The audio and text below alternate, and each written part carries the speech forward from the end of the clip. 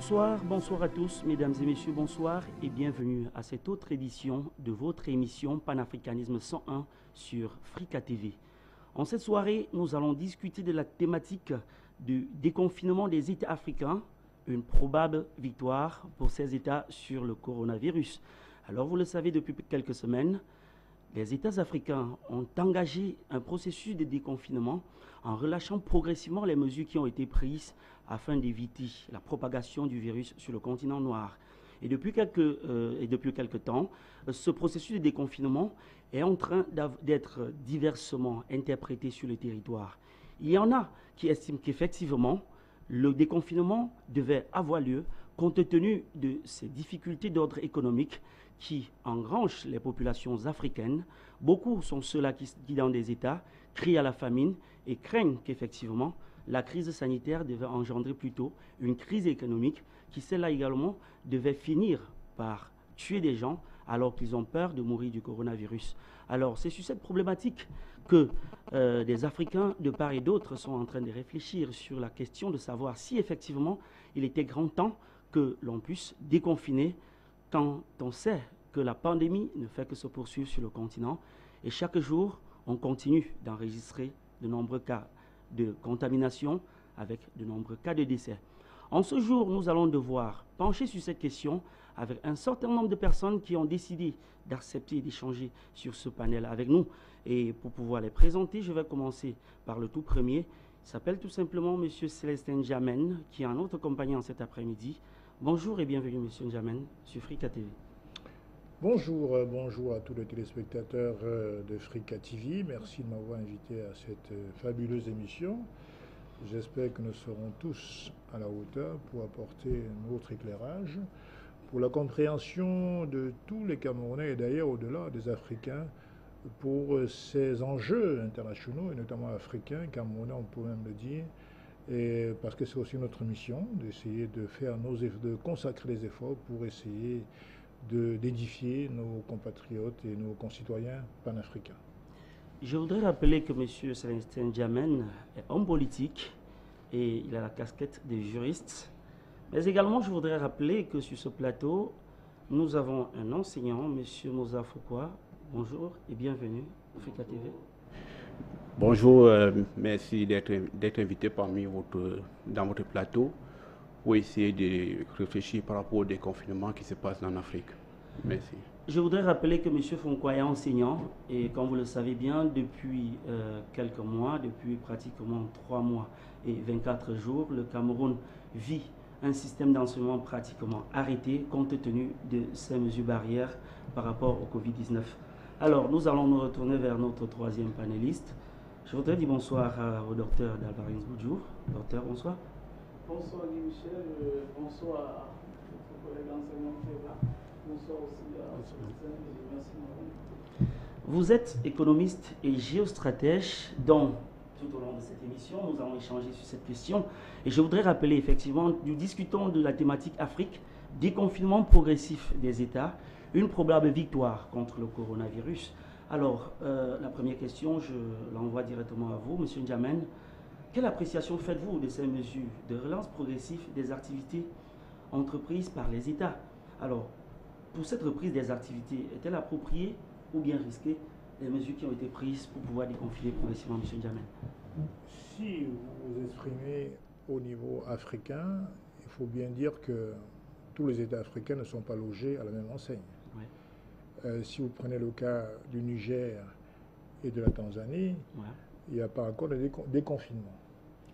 Maintenant, comme vous le savez aussi bien que moi, si on prend le cas du Cameroun, on sait bien qu'il n'y a jamais eu officiellement confinement. J'ai lu à plusieurs reprises le ministre de la Santé publique recommander, c'est une recommandation, le confinement. Il n'y a jamais eu de décret portant sur le confinement. En conséquence, aujourd'hui, il y a eu un décret du président de la République qui concerne la levée des mesures prises par M. Diongouté sur les bars, les débits de boissons, les restaurants, les lieux de loisirs. Alors, désormais, on revient à la case départ. Ça veut dire qu'aujourd'hui, les bars n'ont plus l'obligation de fermer à 18 h. Tout à fait. Alors, je considère que c'est une mesure qui est totalement irresponsable d'autant plus que les chiffres sont affolants. Ouais. Nous sommes aujourd'hui au Cameroun dans un contexte où on observe plus de 2000 cas de personnes infectées et plus de 104 décès. Donc pourquoi a-t-on exigé des mesures, des restrictions quand on était à 100 cas et maintenant qu'on assouplit, qu'on baisse la garde quand on est à plus de 2000 cas?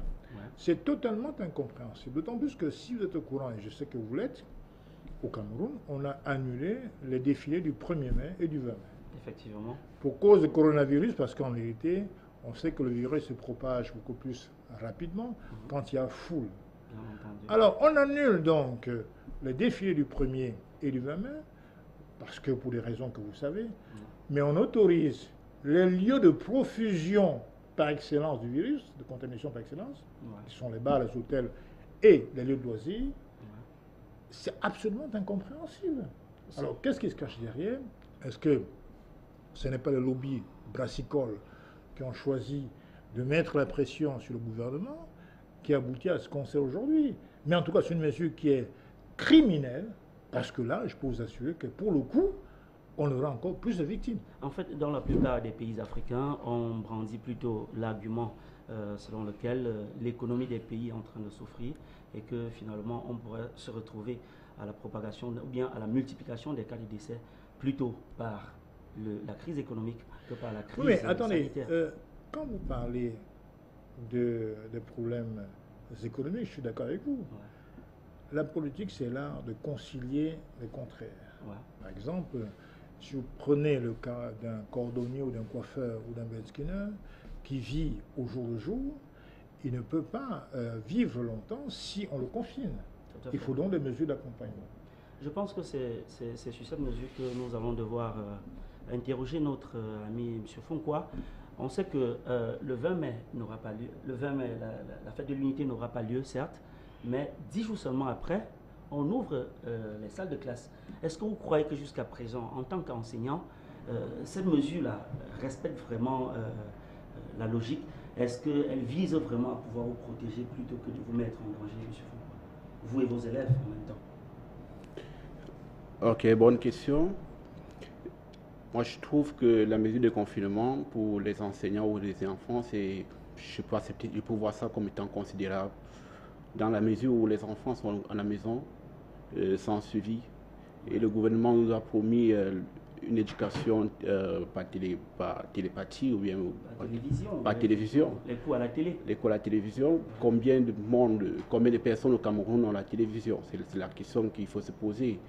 Les gens qui sont larges dans le fin fond, en fond du Montcouet, comment est-ce qu'ils vont faire pour avoir l'éducation appropriée?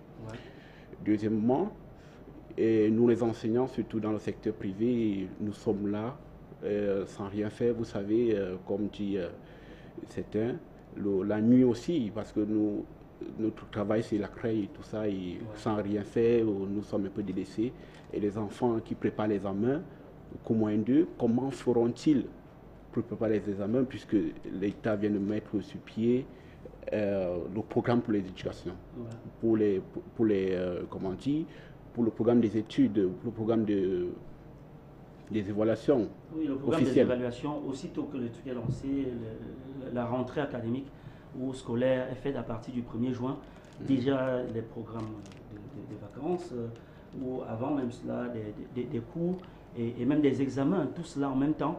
Est-ce que vous trouvez quand même que les conditions sont remplies pour que vous puissiez gérer cela en un laps de temps, en attendant que la prochaine rentrée scolaire soit pointée en septembre 2020? Les conditions ne sont pas totalement prises parce que le gouvernement ne nous accompagne pas. Et dans certaines salles, il y a les salles avec 100 personnes. Comment mes collègues peuvent arriver à dispenser le cours? La propagation du coronavirus, du Covid-19 peut être facilement dispatchée. Naturellement, la question de la distanciation sociale ou bien d'autres mesures que l'administration a prises ou bien que les administrations africaines de façon globale ont prises pour pouvoir éviter la propagation de la maladie, on en connaît suffisamment, mais on y reviendra dans le cours de nos débats. Mais en ce moment, Monsieur Dalvarez Boudjou, docteur, vous êtes stratège.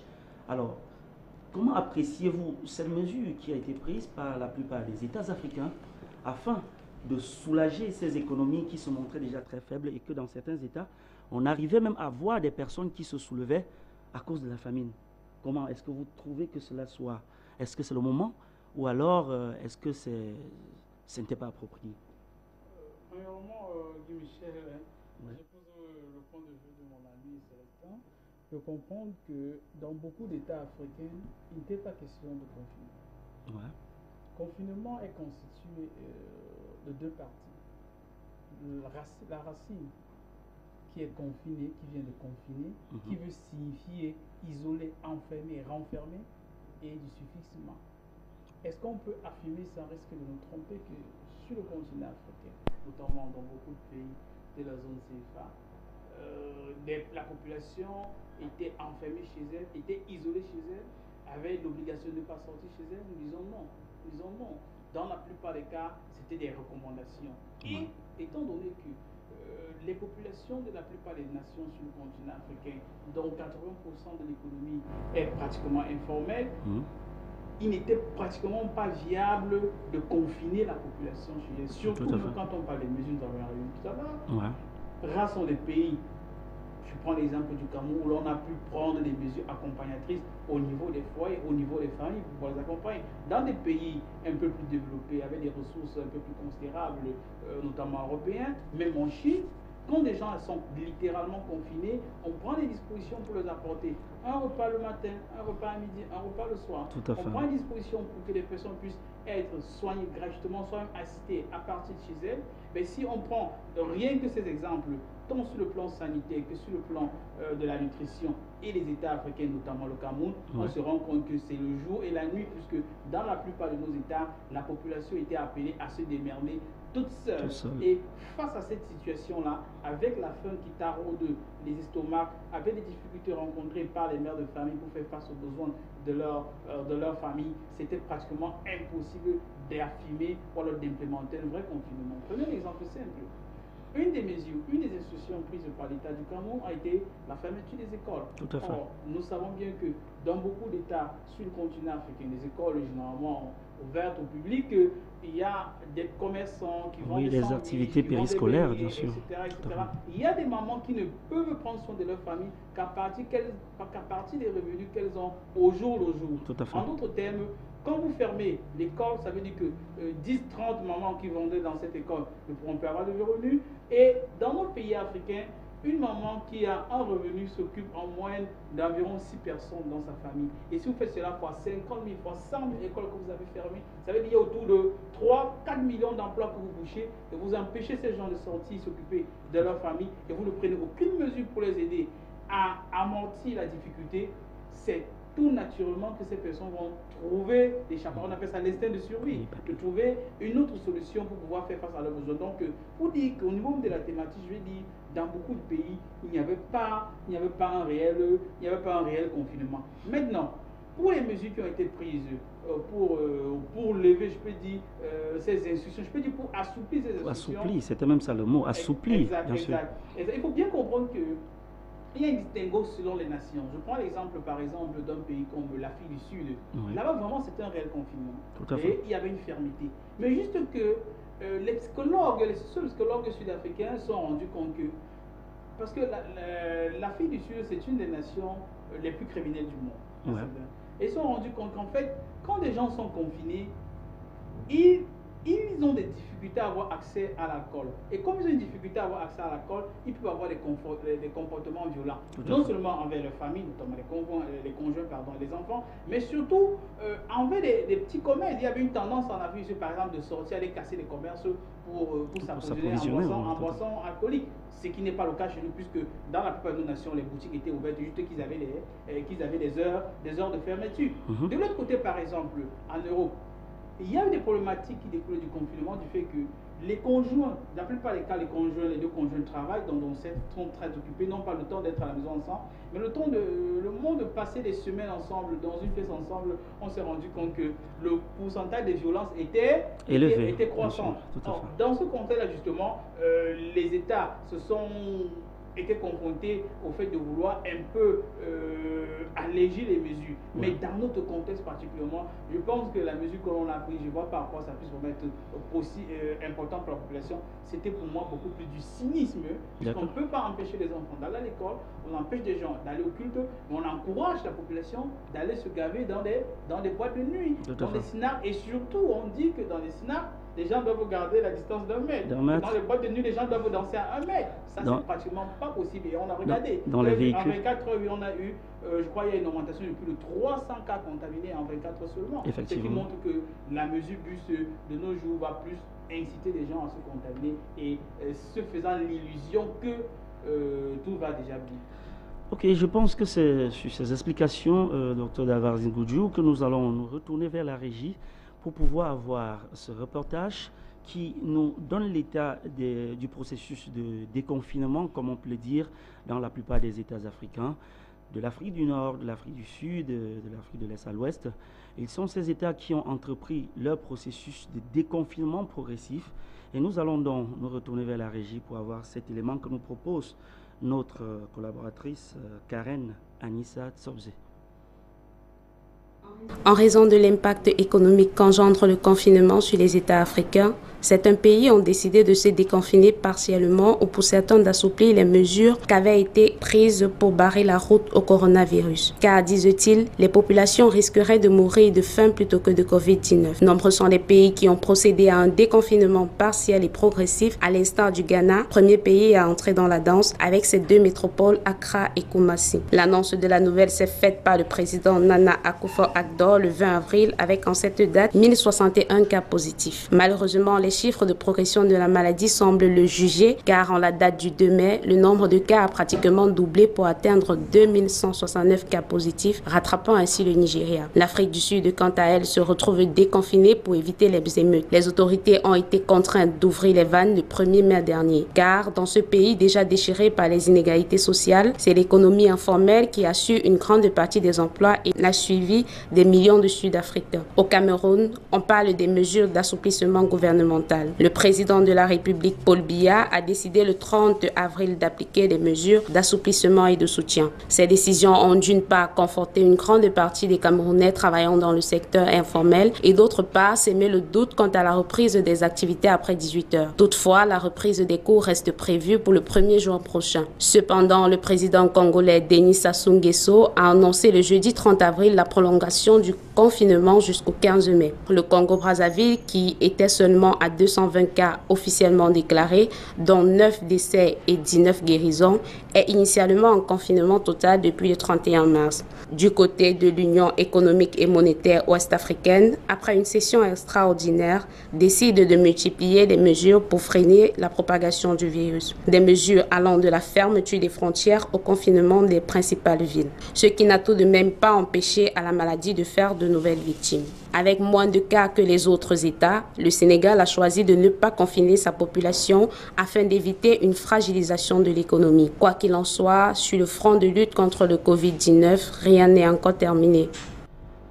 On assiste donc à un processus diversement entrepris dans les États africains pour pouvoir déconfiner, comme ils le disent, ou bien assouplir la condition de ces États et d'offrir des meilleures conditions à leur population, tout en gardant surtout le port de masque et la distanciation sociale. Alors, dans plusieurs États africains, la crise sanitaire du coronavirus a plutôt engendré une grave crise économique qui exposait déjà les populations à la crise alimentaire. On a d'ailleurs assisté à des éclats de voix dans les townships en Afrique du Sud et dans le secteur du transport au Cameroun, avec plusieurs tentatives de grève qui ont avorté, certes. Bref, est-ce qu'il n'était pas temps que les États africains puissent sauver tout au moins l'économie dont la chute risquerait de causer plus de morts que le coronavirus, M. Ndiamen? Oui, Guy, mon cher Guy, la question est pertinente. Ouais. Parce qu'en vérité, dans certains cas, on peut se poser la question légitime de savoir s'il faut mourir par le Covid, par la misère, ou par, j'allais dire, par le coronavirus. Ouais. Parce qu'en vérité, certes, il y a des États que vous avez présentés, le Sénégal, la Côte d'Ivoire, et j'ajouterais même le Bénin, le Bénin et le Niger, qui ont choisi le confinement accompagné de mesures d'accompagnement, si j'ose dire. Tout à fait. Donc c'est important. Tout à l'heure, j'ai pris un exemple concernant, comment dirais-je, les Bayam Selam, les gens de tous les jours, qui vivent parce qu'ils sortent. Si on les confine sans aucune mesure d'accompagnement, ça peut créer de graves problèmes. Donc dans ce cas-là, les gens auraient juste le choix entre mourir de misère et mourir du coronavirus. Maintenant, je pense que dans ce qu'on peut entendre d'ici ou là, je pense que le confinement, c'est une mesure quand même extrêmement pratique. Parce qu'en vérité, on sait bien que le virus se propage à une vitesse exponentielle quand les gens sont rapprochés, quand il y a foule. Donc c'est pour ça qu'on a inventé la mesure de confinement. Parce que en vérité, chacun reste chez soi. On attend, avec l'aide du ciel, que ce virus s'en aille le plus vite possible.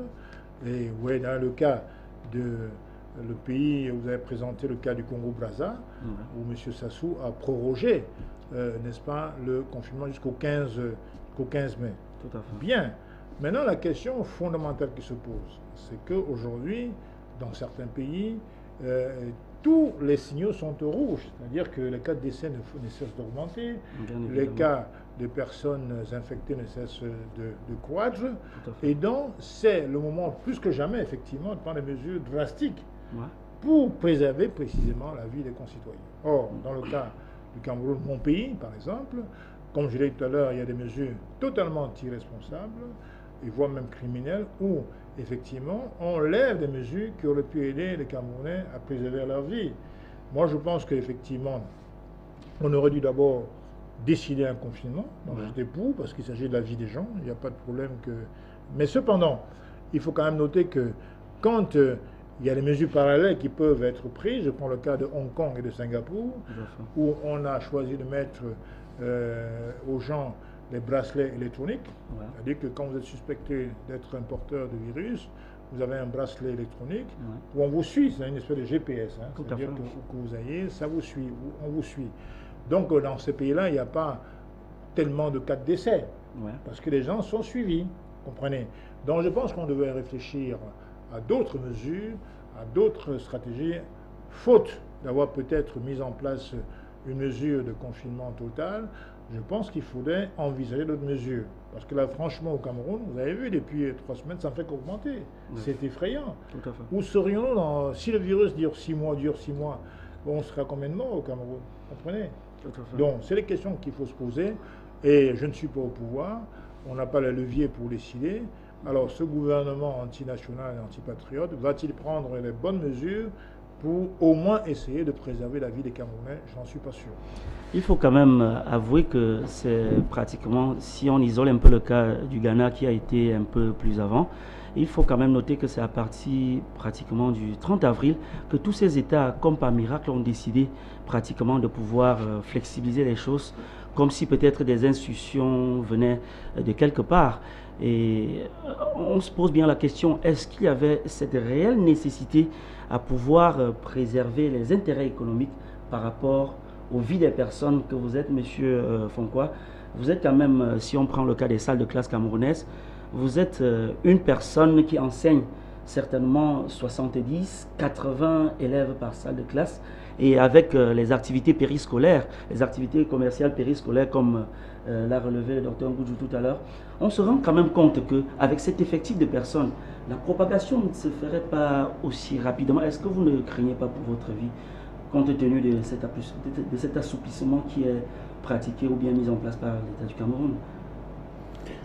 Bien, merci. Et, cette mesure de confinement, surtout pour l'Afrique, pour les établissements, c'est un cataclysme que le gouvernement veut nous plonger à l'intérieur. Parce qu'on ne sait pas, sur le parcours de l'école, l'enfant fait plusieurs trajets, le boutiquier, comment on dit, encore d'autres. Il y a la cantine scolaire, il y a ceux qui vendent des fournitures à proximité des établissements. Il y a tout ça en fait qui mobilise. Il y a les parents qui viendront accompagner à travers les taxis et tout le reste. Est-ce que vous ne trouvez pas que ça risque plutôt d'envenimer la situation que de protéger des vies humaines? Bon, monsieur, moi je dis c'est relatif parce qu'aussi il ne faudrait pas taper totalement sur le gouvernement. Il faut aussi prendre le conscientisme des familles. Voyez-vous, je suis comme ça à Bonabéry, il y a certains parents, au lieu qu'on parle de confinement, ils envoient les enfants en pleine rue pour vendre des choses, pour vendre des petites marchandises. Et se plaignant en disant qu'ils vont envoyer les enfants à l'école avec quoi, qu'est-ce qu'ils vont payer, qu'est-ce qu'ils vont faire pour envoyer, comment vont-ils faire pour envoyer les enfants à l'école. Bon, cette question, les enfants viendront-ils prendre la maladie à l'école ou viendront-ils avec la maladie à l'école? C'est la question qu'il faut se poser. Je voudrais qu'on accuse aussi que chaque personne puisse être acteur pour que l'Afrique puisse aller graduellement, comme on dit, progressivement dans le déconfinement. Ça, c'est un peu mon point de vue. Et l'État devait apporter des mesures d'accompagnement aussi à cela, parce que les familles ne doivent pas rester à la maison sans pouvoir manger. Finalement, c'est la notion de responsabilité partagée dans cette question de protection. Mais également, on se rend quand même compte que l'Afrique, à partir du 5 mai, enregistrait un taux d'infection de 12%. Ça, c'est 12% par rapport au taux de contamination mondial, avec 0,7% seulement de cas de décès. Et certains médias présentaient ces pourcentages pour dire qu'en fait, avec un peu plus de 54 083 cas de contamination sur 3 845 607 cas, l'Afrique ne pèse pas vraiment en termes de contamination. Et quand on prend les chiffres des décès, on se rend quand même compte que sur 1 282 et 930 cas de décès dans le monde, je corrige ces statistiques, 269 564 cas de décès dans le monde et 33 598 cas en Afrique. On estime que les cas de décès en Afrique ne sont pas assez élevés, Dr Ngudjou, et peut-être c'est à ce titre que certains observateurs donnent l'impression que l'Afrique n'est pas autant exposée que d'autres continents dans le monde. Est-ce que pour vous, ces analyses ou bien ces déclarations peuvent tenir le coup quand on sait qu'effectivement l'Afrique peut-être se serait appuyée sur ces statistiques pour pouvoir commencer déjà à flexibiliser les choses? Est-ce que vous croyez que c'est ce décalage entre les chiffres qui fait en sorte que l'Afrique pense que la pandémie n'est pas autant très présente en Afrique que dans le monde entier, Dr Ngudjou? Premièrement, il y a des facteurs qu'il ne faut pas négliger.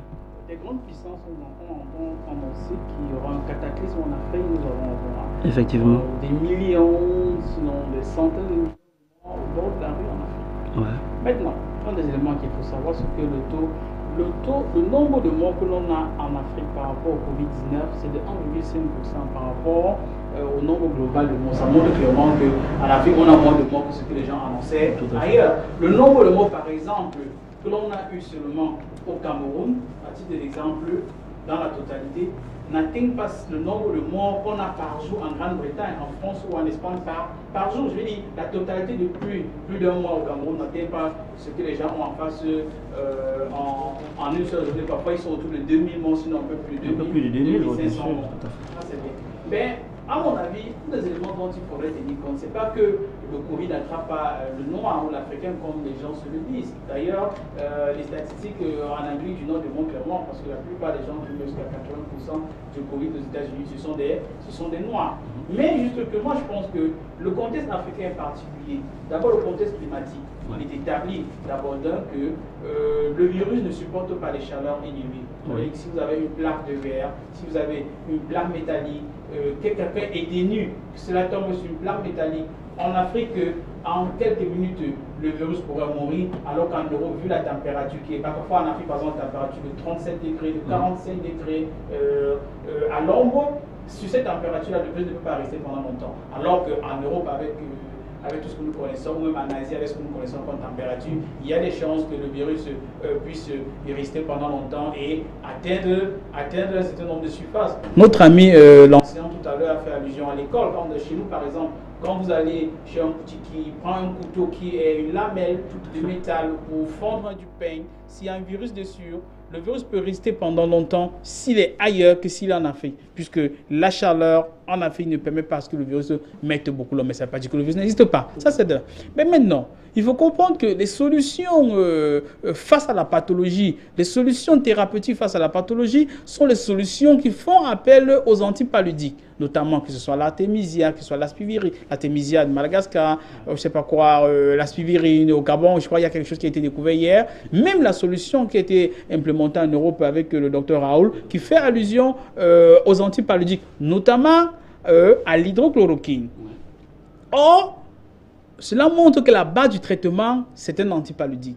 Or, la plupart des Africains ont pris les antipaludiques et les prennent pratiquement tous les jours. C'est-à-dire, pour nous, en Afrique, avoir le palu, c'est comme blaguer. Ça veut dire que quand on a le palu en Afrique, on va dans une pharmacie, on prend un antipaludique.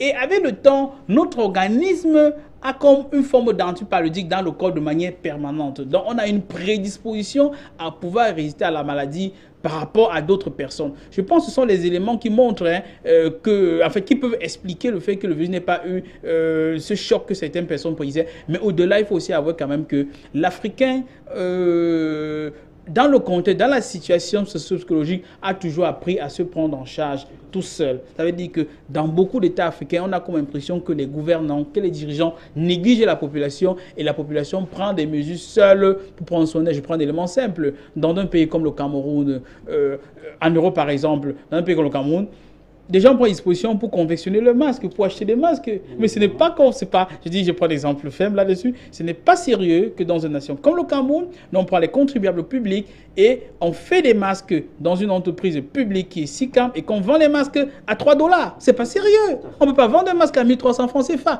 Pendant que le même type de masque est fait en N'Djamena, au Tchad, et reçoit les subventions de l'État, on vend ce même type de masque à 200 francs au Tchad. Un pays qui est censé être pauvre, plus pauvre que le Cameroun, et qu'au Cameroun, où il y a plus de ressources, qu'on vend ce masque à 1300 francs. Alors que beaucoup de Camerounais ne parviennent pas à avoir $1 par jour pour avoir de quoi manger. On leur demande de dépenser $3 pour se couvrir le nez. Donc on a comme l'impression que la population est abandonnée à elle-même. Et dans ce contexte, généralement, l'Africain se prend en charge. Tout à fait. Dans beaucoup de cas, on n'a pas attendu, par exemple, que l'État apporte tel ou tel médicament. Les gens font leur solution de grammaire. Les gens prennent une solution de grammaire pour commencer à se soigner. Pour commencer, excusez-moi.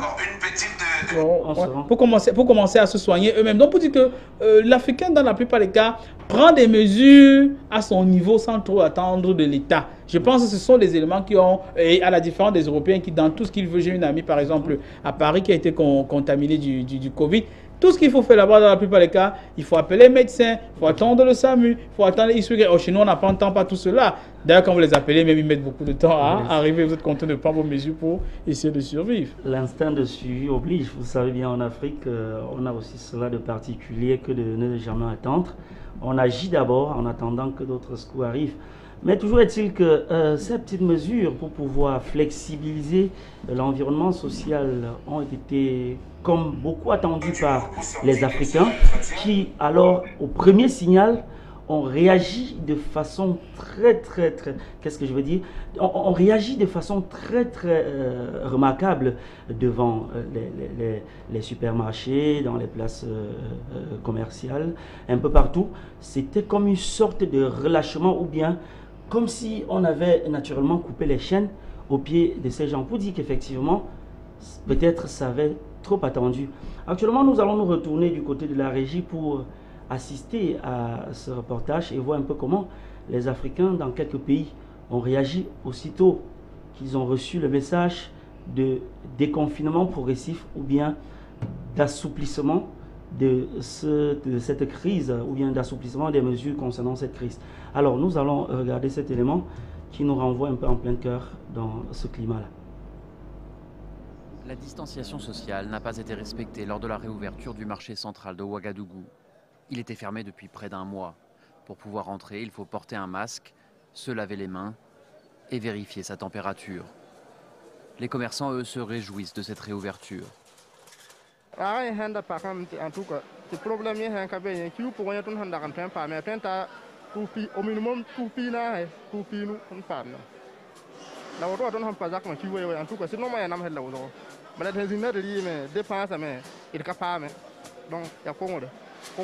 Certains estiment que le gouvernement a rouvert le marché trop tôt. Le Burkina Faso compte plus de 500 cas et les chiffres ne baissent pas. Au Ghana voisin, les autorités ont levé le confinement total qui était imposé dans les grandes villes d'Accra et Koumassi. Pourtant, le pays compte plus de 1000 cas et ici aussi le nombre augmente. Le président Akufo-Addo a promis qu'il y aurait plus de tests et de centres de confinement pour ceux qui ont le virus. Mais certains Ghanéens, comme ce réparateur d'ordinateurs, sont inquiets. I don't think this is the right time because you see the numbers keep increasing. And I think this is even the time that we have to put proper measures in place. Le président Akufo-Addo veut se représenter à la présidentielle de décembre.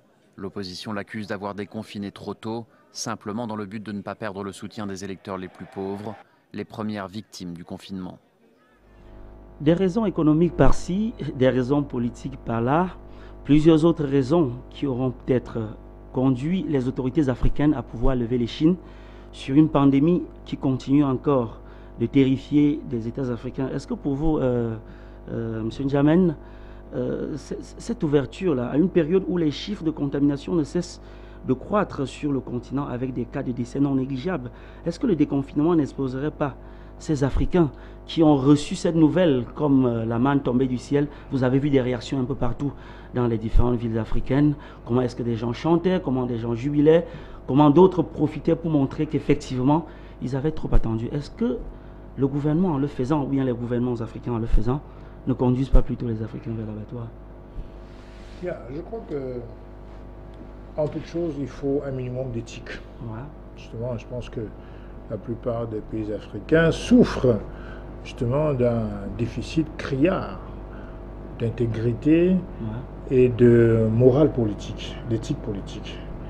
Parce que dans certains pays africains, il y a beaucoup de calculs politiciens, des gens qui vont plutôt privilégier leur réélection, en essayant, n'est-ce pas, d'assouplir certaines mesures pour certaines catégories sociales, plutôt que la préservation de la vie de la communauté. C'est dommage, parce qu'en vérité, le peuple, très souvent, dans une grande majorité, suit les mesures prises par le gouvernement. Aujourd'hui, on a vu au Cameroun que lorsqu'on a levé les mesures, n'est-ce pas, de restriction concernant les bars et les autres hôtels, les de boissons, de loisirs, les gens ont presque fait hurrah, ils ont sauté de joie. Tout à fait, c'était la fête un peu partout, toute la nuit. Oui, ce qui est assez inquiétant concernant justement l'état d'esprit des Camerounais et des Africains en général, parce qu'en vérité, ça démontre qu'on n'a pas pris conscience du danger qui nous fait face. Parce qu'en vérité, le coronavirus est bien là, plus que jamais. On ne peut donc pas, à travers une mesure maladroite, inconséquente, et comme je l'ai dit tout à l'heure, presque criminel, comment dirais-je, se lancer parce qu'on aurait ouvert les vannes de la tentation dans les bars pour risquer sa vie. Je pense qu'après tout, certains chefs d'État ont beau prendre des mesures de déconfinement ou autres de levée de mesures restrictives, mais il reste que nous sommes des citoyens conscients, je suppose, adultes, pour mesurer, n'est-ce pas, le danger que nous courons. Donc, il revient aussi, par conséquent, aux citoyens, de revenir sur Terre et se dire qu'il s'agit bel et bien d'une pandémie, en l'occurrence un virus extrêmement dangereux qui tue en 3-4 jours. Tous les amis que j'ai perdus ces dernières semaines sont des gens qui sont morts entre 48 heures et 72 heures. Donc c'est un virus qui ne plaisante pas. Effectivement, c'est une question de survie, une question de vie de chacun. Il faut donc respecter les mesures barrières. Ce n'est pas compliqué. Moi, je sais très bien que chaque médaille a son revers, que parfois, en confinant de manière assez prolongée, ça peut créer certains déséquilibres hormonaux chez certaines personnes. Vous avez des gens qui sont habitués à sortir, à se dégourdir les jambes, et tout d'un coup, quand on a dit qu'il faut rester confiné à la maison, ça pose des problèmes de santé. Et sur le plan économique, il y a des personnes que j'ai rappelées tout à l'heure, certaines catégories sociales, qui ne peuvent pas supporter le confinement s'il n'y a pas de mesure d'accompagnement. Kagame, par exemple, a décidé de mettre devant chaque porte, des provisions alimentaires pour subvenir, n'est-ce pas, aux besoins des populations qui sont obligées de subir le confinement. De la même manière, au Niger, M. Youssoufou a décidé de prendre en charge plus de 80% des salaires des entreprises, notamment des PME, qui risquent de mourir. Or, les PME, c'est quand même l'ossature, n'est-ce pas, de certains pays, y compris en Europe. Ouais. Donc, si les PME meurent, évidemment, il n'y aura plus de travail pour personne. Et je crois que le remède peut être plus dangereux que le mal, parce que le corona tue, mais la misère peut aussi tuer. C'est la raison pour laquelle il faut toujours concilier plusieurs mesures. Il est impératif qu'il y ait des mesures d'accompagnement. Le gouvernement peut le faire. La santé publique, c'est une responsabilité régalienne de l'État. Ouais. Ça veut dire qu'on ne peut pas confier la santé publique aux associations, même politiques d'ailleurs. C'est pour ça que moi je suis contre aux partis politiques qui se muent en ONG. Ce n'est pas souhaitable, ce n'est pas pratique et ça peut être parfois dangereux pour, comment dirais-je, certaines nations où des concitoyens ont besoin d'abord d'une coordination dans la gestion, n'est-ce pas, de cette crise qui est une crise sanitaire après tout. Parce que là, pour le cas d'espèce, même si on a un gouvernement qui est totalement sans gouvernail, totalement démantibulé, il faut néanmoins tout faire pour mettre la pression sur ce gouvernement afin qu'il puisse, n'est-ce pas, mettre le maximum de moyens possibles qui permettraient aux populations de pouvoir éviter, n'est-ce pas, des conséquences dramatiques. Parce qu'en vérité, le but dans cette affaire, le coronavirus, c'est d'épargner le maximum de vies possibles. Ouais. Alors, donc, pour épargner le maximum de vies possibles, c'est très simple. D'abord, respecter les mesures barrières, c'est-à-dire qu'au besoin, pouvoir se confiner un certain temps, le temps que dure, n'est-ce pas, cette pandémie, ce virus, en même temps, respecter, n'est-ce pas, les mesures de distanciation, respecter les mesures de port de masque, en tout cas pour les masques barrières. Donc ça, c'est des mesures préventives. Maintenant, c'est vrai qu'au niveau curatif, quand des personnes sont atteintes, il faut savoir que nous sommes en Afrique. En Afrique, nous avons une pharmacopée traditionnelle qui nous permet, n'est-ce pas, parce que moi je crois en la pharmacopée africaine.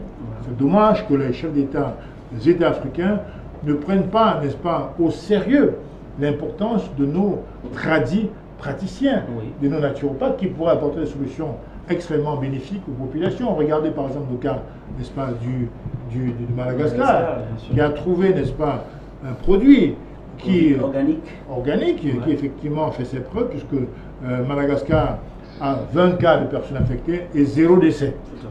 Le Nigeria, par exemple, où la naturopathie est aussi pratiquée, qui est un pays de pratiquement 200 millions d'habitants, je ne crois pas qu'il y a plus de 5 morts. Vous prenez le cas du Cameroun, où effectivement il y a des personnalités, je pense notamment à Monseigneur Cléda, qui essaient, n'est-ce pas, de mettre en place des mesures, n'est-ce pas, d'origine thérapeutique et naturopathique, qui pourraient aider, n'est-ce pas, les Camerounais infectés à pouvoir sortir de ce danger. Maintenant, il faut l'appui du gouvernement, il faut un agrément. Je ne comprends pas pourquoi un gouvernement comme celui du Cameroun tarde à apporter l'agrément à Monseigneur Cléda. Parce qu'en vérité, quand on parle de science, c'est d'abord l'observation. Si je vous administre un produit qui vous sauve la vie, qui vous guérit, mais on doit continuer. Le problème, il est où? Voilà toutes les questions qui se posent. Okay, je pense que sur ces explications, nous allons encore faire un tour du côté de la régie pour avoir cet élément, parce qu'effectivement, bien avant que l'Afrique ne soit frappée, il y a eu des pronostics de mort qui faisaient comprendre que l'Afrique devait enregistrer certainement le plus lourd tribut dans cette pandémie du Covid-19. Nous allons, avec l'aide de la régie, revoir encore cet élément qui présente effectivement le secrétaire général des Nations Unies en pleine explication concernant l'effet du Covid-19 en Afrique. Monsieur le secrétaire général, l'Organisation mondiale de la santé annonce qu'un triste cap a été franchi ce vendredi. Plus d'1 demi-million de personnes sont confirmées ayant contracté le coronavirus. On parle de plus de 20 000 morts. Les chiffres records tombent tous les jours ici en Europe ainsi qu'aux États-Unis. Vous avez évoqué la possibilité de millions de victimes de cette pandémie. N'êtes-vous pas trop alarmiste? C'est évident que nous sommes encore dans une courbe qui est une courbe exponentielle. Si on ne fait pas un effort coordonné partout dans le monde pour briser cette évolution, et ça veut dire une stratégie de suppression de la transmission partout, d'une façon coordonnée, organisée ensemble, Le risque, c'est de la propagation, surtout dans les pays les moins munis de systèmes de santé, c'est la propagation de ce virus sans limite jusqu'à atteindre les 60% ou 70% de la population qui engendre cette immunité collective dont on parle. Et ça veut dire des millions de personnes infectées et des millions de morts. Et c'est ce qu'il faut éviter à tout prix. Et ça exige une concertation efficace entre tous les pays et surtout, on a eu hier la réunion du G20, les pays du G20 qui représentent 80% de l'économie mondiale et 90% des infections.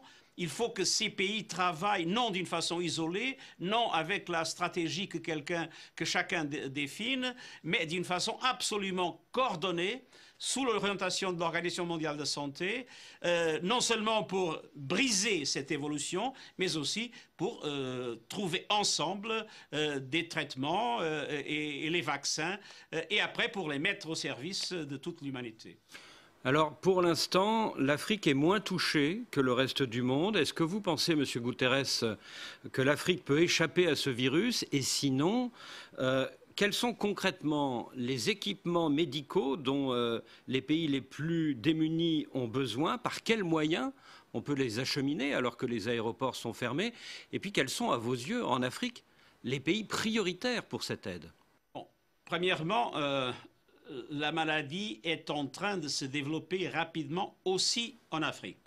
Ça, naturellement, a commencé en Chine, après la Corée, l'Iran, l'Europe, maintenant les États-Unis, mais ça va vers le sud. Et ça va vers le sud très rapidement.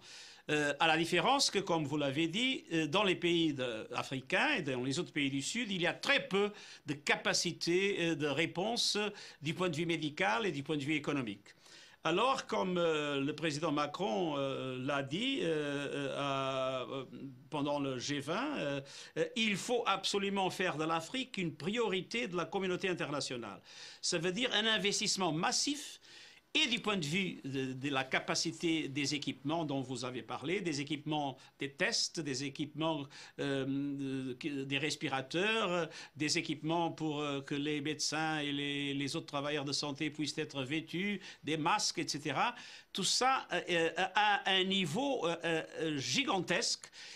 Ça nous faut une mobilisation gigantesque, une priorité absolue, parce qu'on est encore à temps, à mon avis, d'éviter le pire, mais sans cette mobilisation gigantesque, je crains qu'on aura en Afrique des millions et des millions de personnes infectées, et même si la population est plus jeune que dans le Nord, dans les pays les plus développés, il y aura nécessairement des millions de morts. Et après, dans une situation comme celle-là, où le virus se transmet sans limite, les risques de mutation sont plus grands. Et s'il y a une mutation, alors tout l'investissement qu'on est en train de faire pour les vaccins sera perdu. Et la maladie reviendra du sud vers le nord. Alors c'est dans l'intérêt des pays du nord de faire cet investissement massif en Afrique, et ça implique vraiment, du point de vue technique, du point de vue financier, un effort gigantesque, et je suis absolument convaincu que les pays africains ouvriront leurs aéroports pour que ces équipements puissent rapidement être transmis. Mais ça nous oblige à une logistique qui, à mon avis, le G20 pourrait coordonner. C'est la proposition française ou franco-allemande que le G20 pourrait coordonner pour permettre ce mouvement massif d'équipements et de ressources financières. Alors, nous venons de suivre le secrétaire général de l'ONU qui craint vraiment pour l'Afrique, qui craignait vraiment pour l'Afrique. Alors, c'est le 14 février 2020 que le premier cas de Covid-19 a été confirmé en Afrique, précisément en Égypte, après plus de 2 mois aujourd'hui. Et au regard de l'évolution de la pandémie sur le continent, avez-vous le sentiment, comme l'avait prédit le secrétaire général Antonio Guterres, que l'Afrique devrait se préparer au pire? Alors, M. Ngudjo, ajoutez à l'opinion des autres acteurs politiques qui craignent que des cadavres devraient joncher le pays. Est-ce que vous devraient joncher le continent, les rues du continent? Est-ce que vous croyez que les prédications du secrétaire général de l'ONU sont véritablement en train de trouver un écho favorable avec ce qui se passe aujourd'hui, avec la façon dont la maladie se comporte en Afrique aujourd'hui? Non, à mon avis, vous connaissez mon point de vue, je suis panafricain et en tant que géostratège, nous lisons parfois au-delà des réalités, au-delà de ce qui est visible, pour nous rendre clairement compte qu'une lecture des faits. Monsieur Guterres est secrétaire général des Nations Unies. Or, l'organe principal des Nations Unies qui le permet de pouvoir travailler sur le plan sanitaire, c'est l'OMS, l'Organisation mondiale de la santé. Et l'Organisation mondiale de la santé, en fait, dans son fonctionnement, reçoit la plupart de ses financements des donateurs privés, notamment des firmes pharmaceutiques, Sanofi et tout le reste, et des groupes qui promeuvent le vaccin, entre autres, dans beaucoup de pays de par le monde entier, mais particulièrement sur le continent africain. Et dans ce sens-là, il est à dire que M. Guterres défend les intérêts de l'OMS, et l'OMS, qui est un des éléments qui participe, a prédit qu'il y aura du cataclysme sur le continent africain, que tout le monde doit se préparer à ce cataclysme-là. Or, une des solutions proposées par M. Guterres, par les groupes pharmaceutiques, par le groupe Bill Gates, ce sont des vaccins. Justement, les vaccins qui devraient donner beaucoup d'argent. Mais toujours est-il qu'aujourd'hui, les Africains sont beaucoup plus outillés. Les Africains savent que derrière cette maladie se jouent des intérêts importants, des intérêts financiers importants. C'est pourquoi on se rend compte de l'autre côté, notamment du côté de l'Europe, des gens sont en train de prédire que si l'on ne met pas au point un vaccin, vraiment, le monde il y aura un cataclysme de par le monde entier. En fait, c'est le jeu des intérêts, c'est le jeu des lobbying, d'autant plus que, comme on le sait, hein, un des grands pourfendeurs, défenseurs de la réduction de la population mondiale n'est autre que le groupe Bill Gates. Et le groupe Bill Gates qui est l'un des grands financiers de l'Organisation mondiale de la santé. L'Organisation mondiale de la santé qui n'est que l'une des entités de l'Organisation des Nations Unies, dont M. Guterres est le secrétaire général. Donc, vous dites qu'en fait, pour eux, ils considéraient que les 2 milliards d'habitants du continent africain constituent une population qui est un marché potentiel énorme en matière de vaccins. Si vous avez 2 milliards de personnes, rien que pour ça, si vous ne vendez le vaccin qu'à 5 $ ou qu'à 10 $, vous faites 2 milliards fois 10 $, ça fait quand même minimum à 20 milliards. Nous ne parlons que pour la population adulte. Or, quand on veut vacciner la population, on vaccine aussi les nourrissons, on vaccine aussi les enfants, et pas pour un moment conjoncturel. Pas pour un moment contextuel, mais sur la période. Ça veut dire que tous les nouveaux enfants qu'on aura, il faudrait les vacciner. Donc c'est un marché de beaucoup de milliards et on a comme impression qu'il y a des gens qui sont derrière, qui sont en train de titiller tout cela pour atteindre ces objectifs. La preuve en est, vous avez remarqué, il y a de cela 4 jours par exemple, l'Union européenne a lancé un téléthon pour le vaccin. Il faut bien remarquer que en 3 heures de temps seulement, l'Union européenne a pu récolter 7,4 milliards d'euros pour le vaccin par rapport au Covid-19. Or, sur le continent africain, depuis plus de 60-70 ans, nous avons le paludisme. Pratiquement personne n'a eu 5 francs, n'a pas eu $1 million, n'a pas eu $1 milliard pour pouvoir mettre pour un vaccin contre le paludisme. Mais pour le Covid-19, en 3 heures de temps, on a eu plus de 7 milliards d'euros. Pourquoi tout cela? Parce qu'il y a des intérêts qui sont bien organisés. Mais il faut bien remarquer, pour être vigilant, qu'un pays comme les États-Unis ont refusé de participer à ce téléthon. Un pays comme la Russie n'a pas participé. Un pays comme la Chine n'a pas participé. Nous voyons que ce sont des puissances aussi. Si ces puissances-là ne participent pas à cela, ça montre quelque part qu'il y a anguille sous roche, à mon avis. Alors, Célestin Djamène, est-ce que, après avoir suivi le secrétaire général des Nations Unies dans ses déclarations et cette façon alarmiste de pouvoir déclarer que l'Afrique devrait s'attendre vraiment au pire, alors il a été également suivi par beaucoup d'autres acteurs de la scène politique internationale qui estimaient véritablement qu'il fallait faire quelque chose pour l'Afrique. Et la thèse du vaccin, comme venait de développer le docteur Moudjou tout à l'heure, n'a pas reçu un écho favorable des Africains. Pour vous, est-ce que vous croyez que l'action du secrétaire général des Nations Unies devait être interprétée comme une œuvre charitable ou bien comme des enjeux économiques cachés? Alors, on dit généralement que quand un ami veut faire votre bonheur malgré vous, posez-vous des questions. Je ne comprends pas pourquoi. Alors que les zones les plus touchées, c'est l'Europe, les États-Unis, que ces gens-là veulent à tout prix notre bonheur. C'est un bonheur frelaté. C'est la raison pour laquelle je suis totalement est radicalement opposé à ce vaccin poison. Il est hors de question que l'Afrique accepte ces vaccins forcés que les Occidentaux veulent nous envoyer. Ils sont d'ailleurs très nombreux.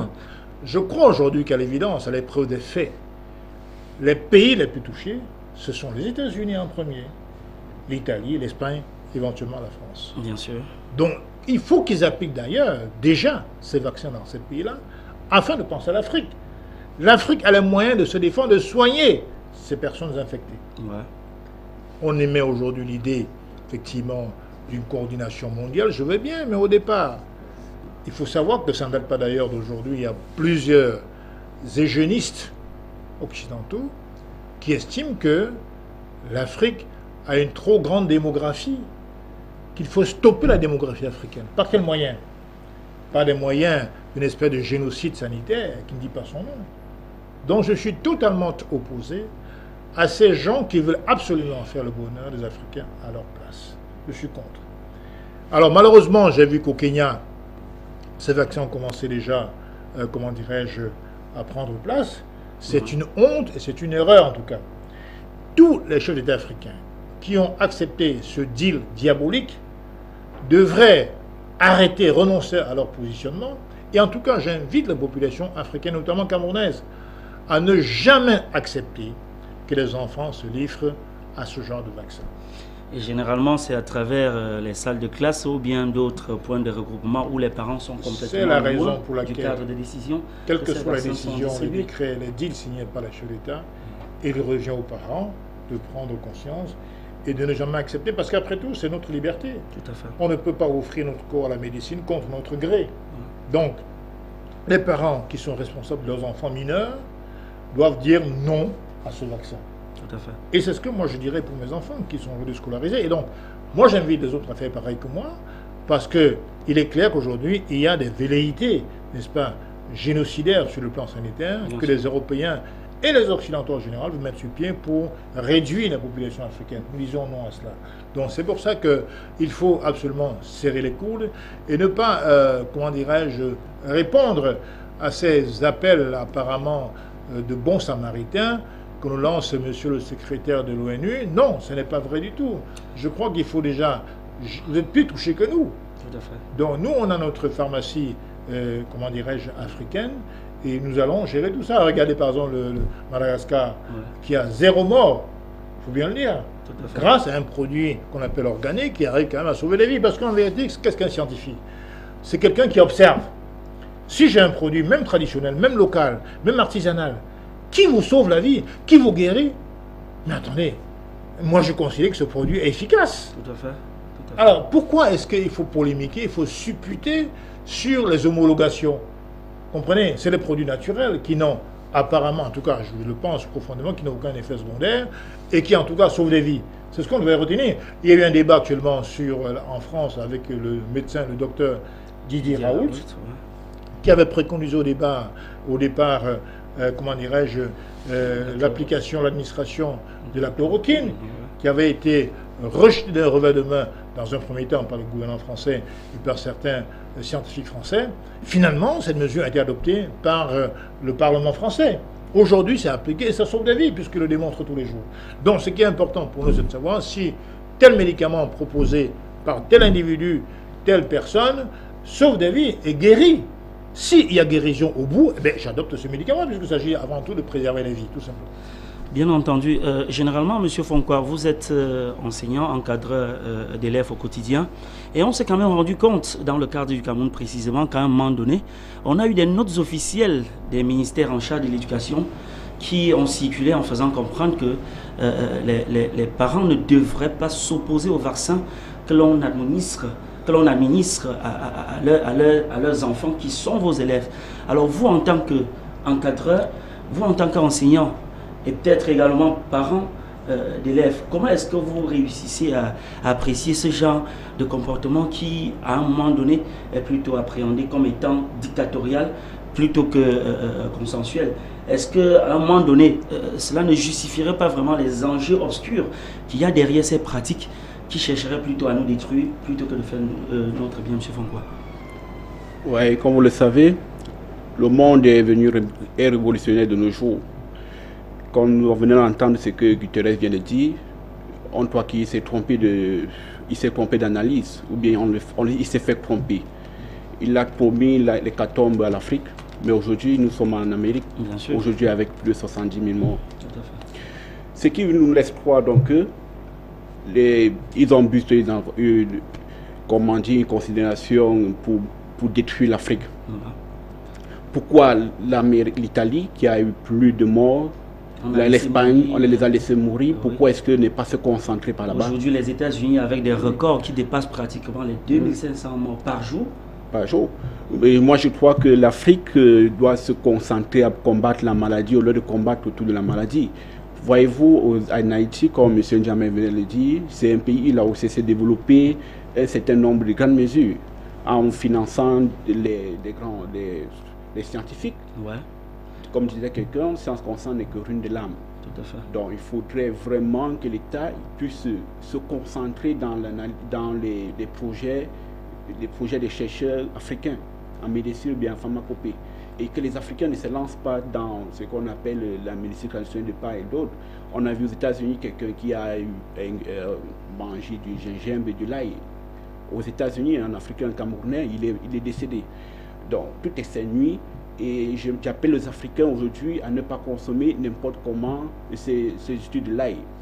Les Africains ne savent pas que pour prendre des comprimés ou des remèdes pour se soigner, mais ils prennent des remèdes comme c'était comme de la bière. Donc je pense qu'il y a un problème de conscience morale et que vraiment, comme parents ou comme un citoyen normal, nous devons tous se mettre pour combattre cette maladie. On s'est quand même rendu compte que malgré toutes ces mesures édictées par l'OMS et relayées par la plupart des gouvernements africains, on se rend quand même compte que les Africains continuent quand même à pouvoir se retrouver dans des grands milieux, à faire des attroupements dans les marchés, les agences de transport, les lieux de loisirs. On s'attendait bien évidemment à des décès catastrophiques. Cependant, c'est tout le contraire. Qu'est-ce qui explique, au-delà de toutes ces conditions climatiques que vous avez évoquées tout à l'heure, Dr Ngudjou, au-delà peut-être de ces déplacements moins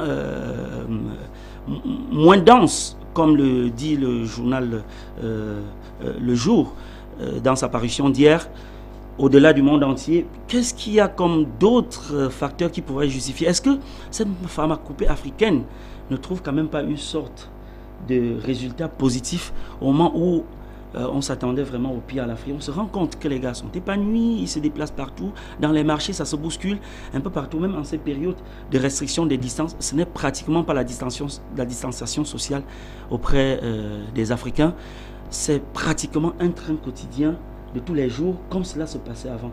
Est-ce que le coronavirus n'a pas le même effet en Afrique qu'en Occident, Dr Ngudjou? Disons que l'effet peut être le même, Michel, mais il ne faut pas oublier, comme vous l'avez très bien souligné dans vos propos, que la pharmacopée africaine est efficace.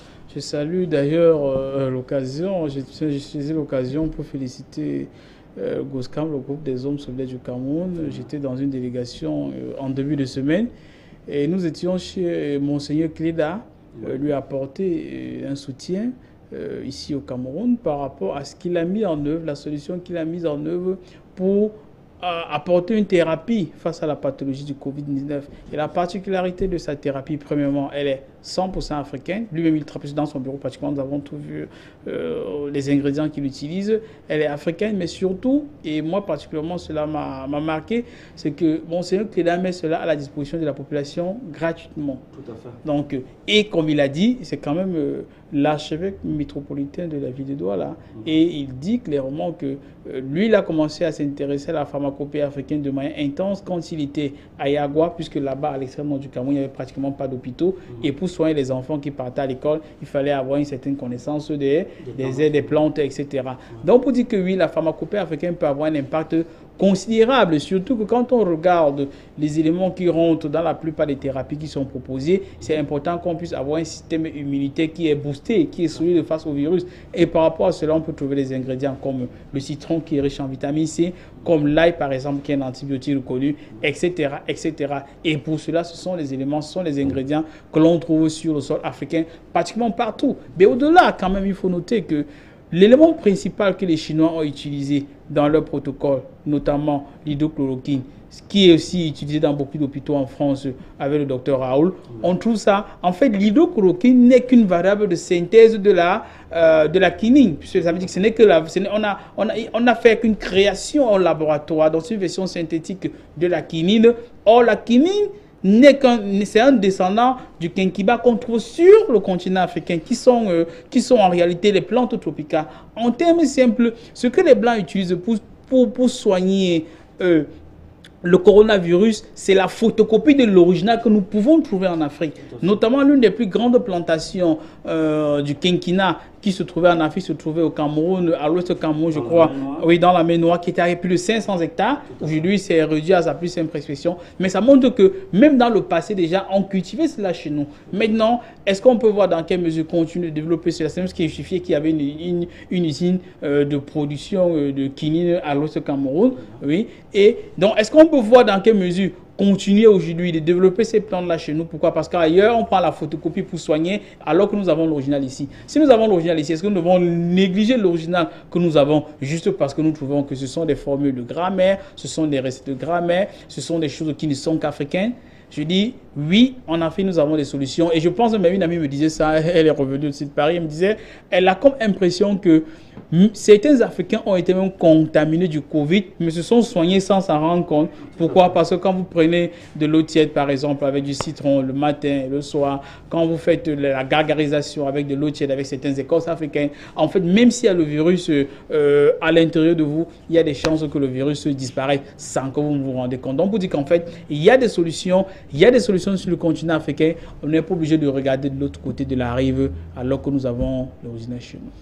Il y a tout de même comme une sorte de méfiance de la part des institutions telles que la Banque mondiale, le FMI, l'OMS et bien d'autres qui rejettent ces multiples solutions de traitement évoquées en Afrique et optent plutôt pour un renforcement de la lutte par les mesures barrières à travers des financements et des appuis logistiques qu'elles apportent ou apporteront aux États africains.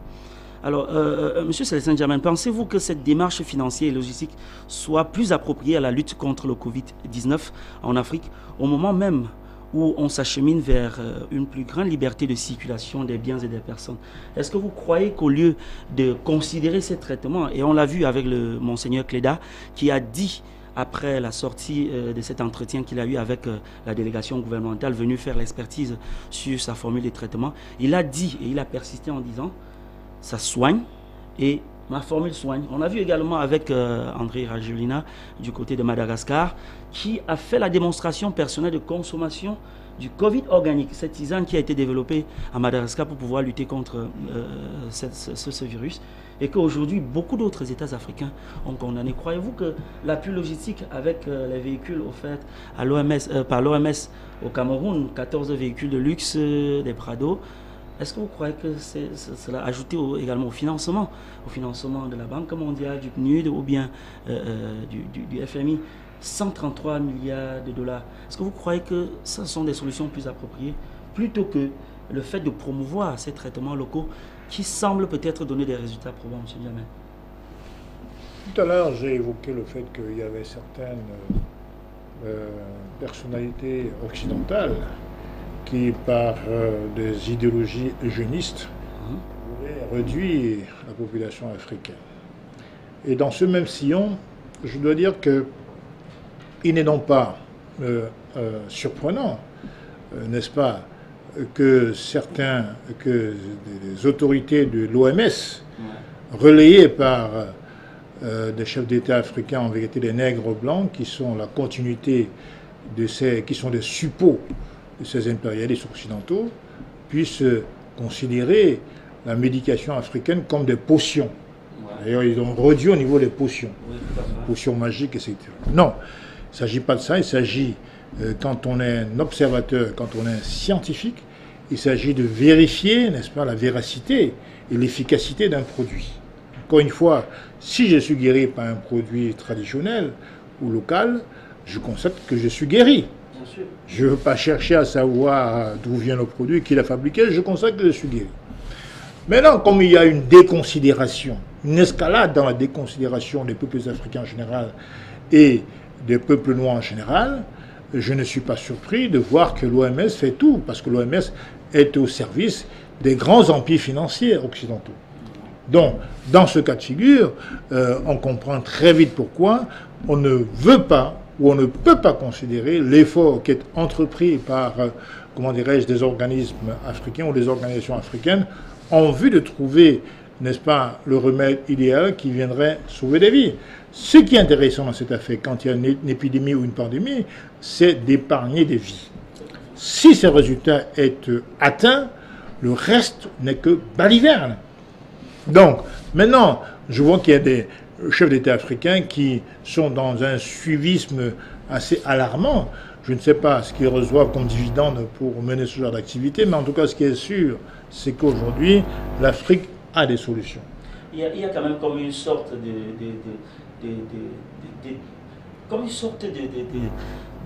de paradoxe entre ces États ou bien ces chefs d'État qui acceptent, ou bien ces hommes de gouvernement qui acceptent tranquillement des solutions d'où elles viennent, et d'autres qui rejettent carrément et qui émettent du doute par rapport aux formules de traitement qui sont là, ou bien des actions sociales. Et quand je parle surtout d'actions sociales, je voudrais toucher un aspect qui certainement vous concerne de près ou de loin, pour préciser qu'il y a une initiative qui a été lancée au Cameroun par un groupe de personnes, puis être des hommes politiques, comme on peut le dire, mais qui ont apporté des kits de traitement ou bien des kits des mesures barrières plus ou moins pour pouvoir lutter contre la pandémie, mais qui ont été carrément rejetés par l'administration camerounaise. Est-ce que selon vous, en situation de crise, on devrait s'appesantir sur les enjeux politiques plutôt que des enjeux de vie, M. Benjamin? Ça, c'est un autre débat. Le débat sur Monseigneur Cléda a reçu fièrement ces kits pour pouvoir voler au secours des personnes qui se comptent désormais par milliers et qui toquent aux portes. Oui, la remarque est pertinente, mais c'est notre débat. Ouais. Entre le débat sur l'efficacité des produits africains susceptibles de sauver des vies et la remarque sur l'acceptation ou le refus des dons pour des raisons politiciennes, il y a deux choses différentes.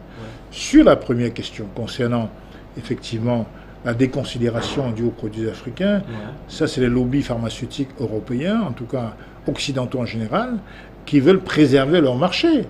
Par conséquent, ils considèrent que l'Afrique est un vaste marché, il faut donc subir les vaccins occidentaux, il faut consommer les produits occidentaux. D'ailleurs, on ne fait que ça. L'Afrique, malheureusement, par obligation plus ou moins, enfin, je veux dire que personne n'est obligé à rien faire. Je veux dire qu'un chef d'État qui a été élu par son peuple doit écouter son peuple. Les peuples africains n'ont pas besoin de ce vaccin poison. Ça, c'est un premier point. Maintenant, concernant le cas, par exemple, du Cameroun, où l'État refuse certains dons, c'est un débat, effectivement. Il faut avoir une approche, une lecture en tout cas politique, pour mieux comprendre l'affaire. Voilà le cas, par exemple, de Survival Initiative, où, effectivement, le gestionnaire de cette plateforme s'est cru obligé d'aller demander une permission du ministre ou faire un don au ministre pour offrir des produits, n'est-ce pas, aux populations. D'abord, il y a deux choses. Il y a dans ce package des produits destinés essentiellement au personnel médical. Qui ont d'ailleurs grévé récemment par manque d'équipement pour pouvoir suivre. Dans ce cas-là, s'il manque d'équipement, il faut donc aller vers eux, leur remettre directement des produits. Ils apprécieraient hautement, n'est-ce pas, ces dons-là. On n'a pas besoin de passer par un ministre. D'ailleurs, moi j'ai assisté à plusieurs reprises à des dons faits dans les hôpitaux, à des directeurs de centres hospitaliers qui jubilaient parce qu'ils ne reçoivent pas toujours effectivement ces dons du gouvernement. C'est dommage. Maintenant, concernant les produits, on va dire banals, les produits populaires, c'est-à-dire que les gels que vous avez vus là, ou même les masques barrières comme j'ai là, effectivement, on peut les distribuer directement aux populations. Je dis que... On s'est quand même rendu compte que ce jour, au ministère de la Santé, il y avait également d'autres personnes qui étaient venues remettre le don et qui avaient été reçues sans autre forme de procès. C'est pour ça que je parle de lecture politique. Comme c'est le président Maurice Kamto qui est arrivé, selon les chiffres officiels, second à l'élection présidentielle, mais dont je crois qu'il a gagné les élections, il y a, n'est-ce pas, une tirade ou une confrontation, un bras de fer, entre guillemets, qui s'est installé depuis pratiquement 2 ans aujourd'hui avec le gouvernement. Donc, il y a une des considérations politiciennes. Évidemment, vous avez entendu à plusieurs reprises le ministre Tangandji qui a considéré que l'association qui était mise en place était une association illégale. Mais je lui rappelle que c'est un procès qui est injuste, qui est fait parce que moi je défends la liberté et la justice, où qu'il arrive. Quand c'est mon parti qui pose des actes, j'allais dire relativement négatifs, eh bien sur les questions d'ordre public, j'apporte ma critique. Maintenant, quand c'est le MRC qui est victime d'une injustice, je le dis aussi dans le cas d'espèce, quand vous avez, par exemple, une association, il faut d'abord définir qu'est-ce que c'est que, sur le plan juridique, une association. C'est un regroupement, selon la définition juridique, d'au moins 2 personnes. D'au moins 2 personnes. Une personne, ce n'est pas une association. Donc, ces 2 personnes, minimum, mettent en commun leurs moyens dans un but autre que celui de partager les bénéfices. Dans un premier cas, effectivement, c'est le cas de Survival Initiative, c'est-à-dire que, effectivement, le but, ce n'est pas de faire des bénéfices dans cette affaire. Tout à fait. Mais d'autres critères, c'est quoi? C'est d'être au moins 2 personnes. Or, on sait bien que M. Penaïkoka a été nommé par le président Kamto pour gérer ces fonds-là. Tout à fait. Il y a une personne, ils ne peuvent donc être une association, d'autant plus qu'il n'y a pas de statut déposé. Une association, même non déclarée, doit avoir des statuts. Donc, si ça n'est pas une association, elle ne peut donc être ni légale ni illégale. Donc, sur ce coup-là, M. Tangandji se trompe, comprenez? Bon, ce que je veux dire maintenant, c'est que M. Penaïkoka n'avait pas l'obligation de passer par un ministre pour faire des dons. Aujourd'hui, on a vu au carrefour de Daido, de l'école publique, par exemple, distribution des produits Survival. Donc ça démontre bien qu'ils sont revenus à ce que je disais. Effectivement, il fallait donc descendre dans les rues pour distribuer directement aux populations ces produits. Après le ministère de la Santé, c'est le membre de la justice qui s'est retrouvé à la cathédrale par l'intermédiaire de Maître Yoto Black pour remettre ses dons aux... Effectivement, parallèlement, on a vu que c'est bien possible d'aller directement vers les personnes concernées pour remettre les dons, pour faire des dons. Donc, M. Cléda, vous l'avez rappelé, a reçu les dons de M. Yoto. Mais ça se fait tous les jours, ça. On n'a pas besoin d'un ministre pour venir au secours d'un compatriote. Ça ne se fait pas. Donc voilà la vraie question qui se pose aujourd'hui. Je pense que c'est très bien compris sur ce point, M. Jamen. Alors, les mesures les plus exigées aux Africains en cette période de déconfinement progressif restent le port de masques et la distanciation sociale. Alors, toutefois, on assiste dans des espaces publics à une observation fantaisiste de ces mesures avec des attroupements interminables et le cache-nez reconverti en prothèse menton. Alors, quels sont les moyens nécessaires à l'application efficace de ces mesures qui sembleraient, selon vous, être pour le gouvernement le dernier recours? Comment le gouvernement pourrait entreprendre encore davantage, je pose la question à M. Francois, comment le gouvernement pourrait encore, après le fait qu'ayant mis les citoyens face à leurs responsabilités en leur proposant de porter les masques confortablement et de respecter les distanciations, et que cela se passe de façon un peu biaisée sur le terrain. Alors, quelles sont selon vous d'autres mesures que le gouvernement devrait entreprendre, ou bien les citoyens de façon générale devraient mettre sur pied pour pouvoir éviter cette propagation rapide du Covid dans l'espace public africain? Bien, pour éviter la propagation du coronavirus, du Covid-19, en dehors des mesures prises de port de cache-nez, et que les gens portent par fantaisie au quartier, je me rappeler, je suis de Bonabéry. Les citoyens aujourd'hui, pour porter des masques, il faut la gendarmerie derrière pour les frotter pour qu'ils puissent prendre les masques. Bon, c'est un peu... c'est amusant, quoi. Parce que les Africains n'ont pas encore pris l'essentiel de la chose, parce qu'ils ne savent pas encore ce que c'est que le coronavirus. Les Africains, le gouvernement fait sa part, mais je pense que les Africains, les Camerounais eux-mêmes ne travaillent pas. Et on porte des masques, la plupart aujourd'hui portent des masques parce que on les oblige. Il faut la police derrière chaque Camerounais, il faut la gendarmerie derrière chaque Camerounais. C'est pour ça que les Camerounais portent. Ils n'ont pas encore pris conscience pourquoi est-ce qu'il y a des masques. On a vu des Mabouda, un jeune Besquineur qui a été tiré par balle par un gendarme parce qu'il n'avait pas porté de masque. Et pourtant on a dit devant dans les espaces publics ou dans n'importe quel lieu, on devait porter des masques. Oui, tout à fait. Ça a fait l'objet d'une décision personnelle du Premier ministre. Le port de masque est obligatoire au Cameroun. Et même en cette période d'assouplissement des mesures, le port de masque continue d'être en exécution. Alors, docteur Ngudjou, en plus de ce port de masque qui s'effectue de façon très fantaisiste en Afrique et précisément au Cameroun, la distanciation sociale par exemple, n'en parlons plus, on trouve quand même des Camerounais qui se frottent. Allez voir peut-être dans les nightclubs, les snack bars et tout ça, on voit quand même ce rapprochement. Qu'est-ce qu'il faudrait encore en plus de cette mesure verbale? Qu'est-ce qu'il faudrait encore pour arriver à implémenter vraiment ces mesures et faire en sorte que barrer la voie au Covid-19 soit plus ou moins une réalité plutôt qu'une navigation à vue? Je pense que les populations doivent se faire accompagner en exemple et dans les faits par les autorités. Et dans toute vie, quand on commet une erreur, on peut revenir, corriger l'erreur quand on a la possibilité. Et pour le cas d'espèce, je pense que le gouvernement a commis une erreur en disant d'ouvrir les nightclubs, comme vous l'avez si bien dit, les bars et tout le reste. Je pense qu'on devrait prendre les dispositions pour fermer cela. Je ne pense pas que s'il faille au moins on peut ouvrir les marchés, mais on ne peut tout de même pas permettre aux gens, parce que c'est du divertissement, c'est des loisirs. On ne peut pas encourager la population camerounaise à aller continuer à se contaminer, à partager la maladie, puisqu'il faille boire et surtout qu'il faille participer à ce que le chiffre d'affaires des compagnies brassicoles augmente.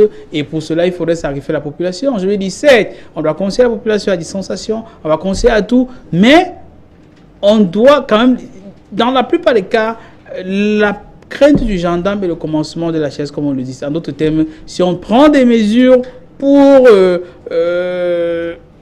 inciter la population, il ne faudrait pas faciliter la tâche à la population de l'autre côté en ce qui concerne cela. C'est-à-dire, ouvrir les bars, elle leur dit soyez distants dans les bars, c'est pratiquement contradictoire. Ouvrir les boîtes de nuit disant soyez distants d'1 mètre ou d'1,5 mètre dans les boîtes de nuit, c'est pratiquement contradictoire et ce n'est même pas faisable sur le terrain. On se rend finalement compte que même ceux qui sont supposés appliquer la loi, violent la loi, ils sont très nombreux, les agents de force de maintien de l'ordre, qui eux-mêmes, en exigeant aux autres de porter le masque, ne les portent pas ou tout simplement les portent sur le menton. Triste paradoxe, peut-être pour justifier encore davantage que les effets du Covid en Afrique n'ont pas aussi atteint le degré de nuisance que dans les autres pays, dans le continent ou bien à l'extérieur. Pour l'instant, c'est un thème qui a été diffusé sur notre page Facebook et qui a connu la participation d'un certain nombre d'Africains qui ont donné leur point de vue. Et c'est l'occasion de pouvoir reparcourir ces différents points de vue avec notre collaboratrice Karen Anaïs Tsovze qui vient de nous rejoindre sur le plateau. Bonsoir Karen et bienvenue sur le plateau d'Africa TV. Alors, vous aurez la très grande responsabilité de restituer les différents commentaires de nos internautes qui ont réagi sur la question du déconfinement progressif dans les États africains en posant la question de savoir est-ce qu'effectivement c'est déjà la victoire contre le Covid-19. Vous avez donc l'espace pour pouvoir présenter ces différentes réactions. Karen. Effectivement, Guy Michel, on a eu des réactions sur la toile, notamment sur notre page Facebook, Africa Télévision. Et nous voulons partager avec vous. Il y a Monsieur Stanis Stadio qui dit « Le confinement avait pour but de limiter la propagation du virus. Une étude comparative des chiffres au moment du confinement et au moment du confinement laisse présager un hécatombe. Le déconfinement est dans le seul but de sauver l'économie car aucune maîtrise du virus n'a été faite comme tel fut le cas sur Ebola. Comment comprendre que sauver l'économie est plus important que sauver des vies? En ce qui concerne le Cameroun, parler du confinement est un abus de langage car il n'y a jamais eu un confinement. C'est juste Xiaogu, la politique sanitaire des pays africains francophones, une pâle copie de celle de la France. Parce que la France se passe par l'étape du déconfinement progressif, alors c'est sous préfecture aussi sans avoir à maîtriser l'évolution de cette pandémie. Pour le cas du Cameroun, il n'y a jamais eu de confinement, juste des mesures restrictives. La découverte des traitements est un facteur important démontrant le fait qu'on peut considérer cette maladie comme les autres. Cependant, le port de masque et la désinfection régulière des mains doivent toujours être observées. On a un téléspectateur qui réagit en anglais. I think the confinement is a probable victory for African countries, given the fact that the cases we have in the continent are imported ones. The level of communal virus contamination is low. If the quarantines and follow-up of those coming into our various countries is effective, this will reduce the percentage of the coronavirus propagation. With this, I believe the confinement will be a victory for African countries. Voilà, en somme, les réactions qu'on a eues sur notre page Facebook. Merci infiniment, Karen. On précise que beaucoup d'autres thématiques dans le cadre de nos émissions sur Africa TV seront soumis à votre analyse sur notre page Facebook Africa Télévision et on pourra requérir vos différents commentaires dans le but de pouvoir enrichir le débat autour des questions africaines pour le développement de notre très cher continent. Alors, au terme de cette présentation, je voudrais tout simplement rappeler qu'il nous reste juste quelques minutes pour pouvoir conclure cette émission, raison pour laquelle je voudrais profiter de ces dernières secondes pour dire merci bien évidemment à M. Fonkoa qui a décidé de pouvoir partager ce plateau avec nous. Merci infiniment M. Fonkoa et bon retour. Merci aussi de m'avoir accueilli sur votre plateau, c'était un plaisir de partager l'actualité avec vous. Merci une fois de plus à vous, M. Célestin Djamène, pour avoir accepté de discuter autour de la thématique du déconfinement progressif des États africains, comme appréhendé comme étant une victoire de ces États africains sur le coronavirus. Merci infiniment. Merci de nous avoir offert l'opportunité d'apporter notre contribution. Merci. Bon retour dans vos combats politiques. On vous connaît d'ailleurs très grand combattant sur l'échiquier politique camerounais, africain et même mondial. Le combat continue. Alors, Dr Darwazine Goudjou, ils sont très nombreux, les Africains qui aujourd'hui, et surtout au Cameroun, qui ont décidé de fuir les hôpitaux de peur d'être contaminés par le coronavirus. Ça fera certainement l'objet d'autres débats dans le cadre de cette émission Panafricanisme 101. Merci d'avoir accepté l'invitation de notre rédaction ce jour. C'est moi. Alors, mesdames et messieurs, vous qui nous suivez à la maison, merci infiniment d'avoir accepté de partager cet instant en notre compagnie. Je rappelle que nous avons eu à échanger sur la question du déconfinement progressif des États africains par rapport à la lutte contre le coronavirus. Et d'ailleurs, on estime bien que ce n'est pas encore la fin du jeu. Il faut continuer à respecter les mesures barrières. Pendant ce temps, continuons tout simplement de nous laver les mains, de porter les masques et surtout d'éviter les rapprochements pour pouvoir éviter la propagation de la pandémie sur notre continent. Merci encore, merci et surtout merci pour tout. Bonne soirée et à une autre édition de Panafricanisme 101 sur votre télévision panafricaine Africa TV. Au revoir.